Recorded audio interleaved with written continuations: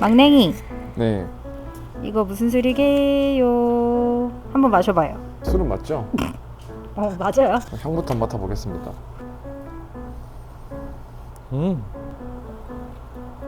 어때요? 무슨 술인 것 같아요? 이거 내가 좋아하는 느낌인데? 오, 스카치. 스카치. 아니면 꼬냑이다. 오, 스카치 아니면 꼬냑. 지금 날씨랑 되게 잘 어울리는데? 오, 막냉이가 이 계절에 잘 어울리는 화사한 응. 본인의 취향이라고 하는 이 술은 무엇일까요?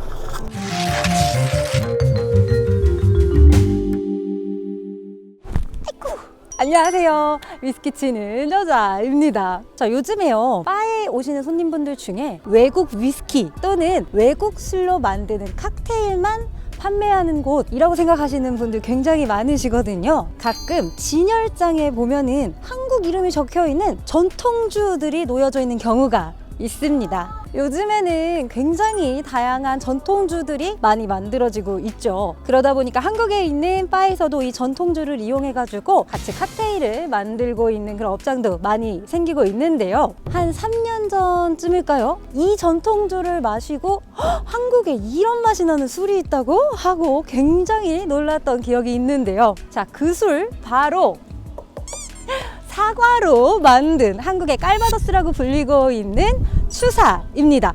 고고! 안녕하세요. 네, 안녕하세요. 네. 최근에 2022년 대한민국 주류대상 우리술 부분 베스트 오브 베스트 추사가 뽑혔었어요. 네, 너무 축하드립니다. 네, 역시 추사. 감사합니다. 네. 혹시 추사에 대해서 간단하게 소개해 주실 수 있으실까요? 외국의 와이너리 형태로 공산품으로서의 술만 만드는 곳이 아니라 가을철엔 사람들이 와서 사과도 따고 애플 파이도 만들고 애들은 네. 어른들은 술 마시고 어. 와이너리 투어도 하고 네. 이제 이렇게 시작을 했는데 저희가 처음에는 이제 아이스 와인 스타일의 달콤한 와인부터 만들기 시작했고요. 애플 와인. 그다음에 오크통 숙성한 증류주, 오크통 숙성 안 한 사과 증류주. 추사란 뜻은 가을 사과란 뜻도 있고요. 네. 추사 김정희 선생이 태어난 곳이 예산이에요.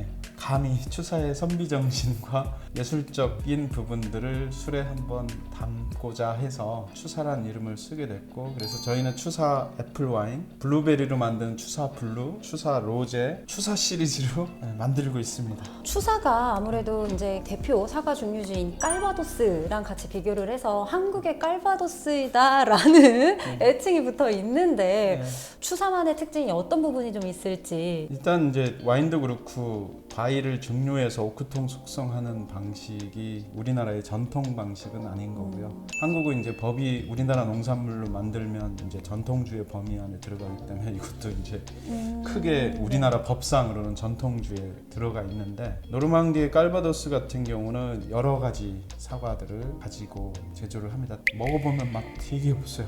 아, 사과가. 시고 떫고. 네. 근데 이제 양조에 있어서 단맛만 많이 있다 그래서 좋은 술이 나오는 게 아니라 적당한 신맛과 떫은 맛이 있어야 술용으로는 더 좋아요. 근데 이제 우리나라는 포도도 그렇지만 대부분의 사과 포도 농가들이 식용을 목적으로 재배를 하고 또 기후 조건도 그렇기 때문에 사실 양조에 100% 적합한 품종과 재배 방법들을 사용해서 재배하고 있지는 않아요. 앞으로는 아마 그렇게 되겠죠. 네. 우리나라에 이제 많이 재배되는 주로 후지 사과, 장단점이 좀 있긴 한데 여러 가지 사과를 섞어서 다양한 향이나 풍미들을 내는 거는 좀 부족한데, 대신에 당도도 높고 우리 국민들한테 익숙한 향과 맛을 가진 사과로 말 그대로 K 깔바도스인 거죠. 그쵸. 나중에는 예산의 지역 이름 따서 예산 뭐 또는 네. 추사 그러면 일반 명사화돼서 네. 한국의 사과 증류주 됐으면 하는 희망이고, 10년, 20년, 30년 이렇게 켜켜이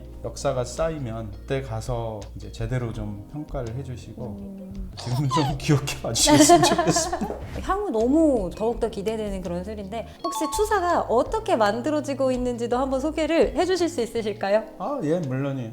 네. 예.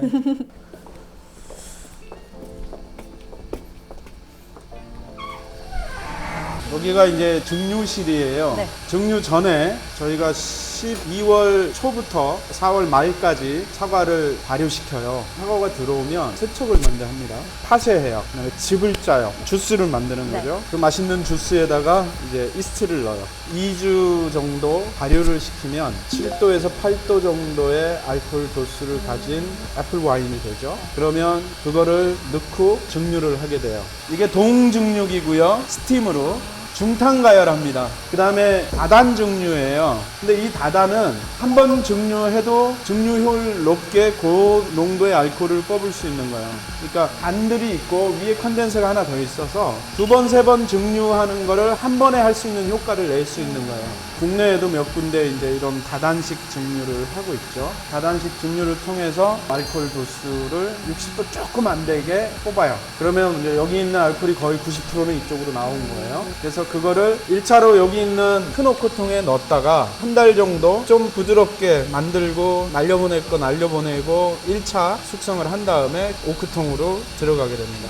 저희가 다 사과를 가져다가 세척하고 갈고 즙짜고 발효시키고 증류하고 처음부터 끝까지 저희가 작업을 해서 만들고 있습니다. 사과 닦고 부시고 즙짜고 발효시키고 그 과정들이 사실 너무너무 고통스러워요. 그래서 지금 내년에 직원들하고 한 2배로 생산량을 늘려보자 그랬는데 직원들 다 도망갈 것 같아요. 저 잘할 자신 있습니다. 불러주세요. 네. 오크통은 새 거냐 중고냐 오크의 산지에 따라서 나누기도 하고 이제 새 거는 뉴고요. 사용했었던 거를 해체하지 않고 그대로 사용하는 거는 유스드고요. 쉐리 와인통이나 이런 걸 사용하는 유스드를 쓰는 거죠. 해체해서 깎아내고 다시 토스팅해서 다시 조립한 거를 리컨디션드라고 그래요. 근데 이제 현재는 10년이나 20년 숙성한 술이 없는데 재작년에 6년 정도 넣어놨던 걸 리미티드 에디션으로 한 적이 있고요.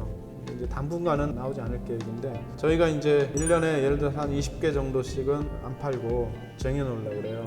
후세대들이 비싸게 팔고 편안하게 살 수 있게. 그러니까 이제 제가 술 사업을 해보니까 단기간에 돈도 못 벌고요. 조금 매출이 늘어나면 시설 확장해야 되고 그 다음에 더 많은 술을 담아내야 되고 이게 켜켜이 쌓이면 후세대쯤 가면 저장해놨던 술을 팔아서 더 많은 술을 담그고 외국의 위스키 회사나 브랜디 회사에서 하는 것처럼 선순환이 일어나겠죠. 그러면 이제 우리나라도 100년 된 브랜디 회사, 200년 된 브랜디 회사. 근데 이제 200년 후에 정재민이라는 할아버지가 그런 상상을 즐기면서 미래의 희망을 가지고 하는 수밖에 없는데, 그러니까 그런 것 같아요. 사람이 만드는 게 아니라 세월이 만들어가는 것. 그러니까 다른 사업이나 비즈니스는 소위 순간의 대박이나 뭐 이런 게 있는데 하고 싶어서 이렇게 오는 분들 많아요.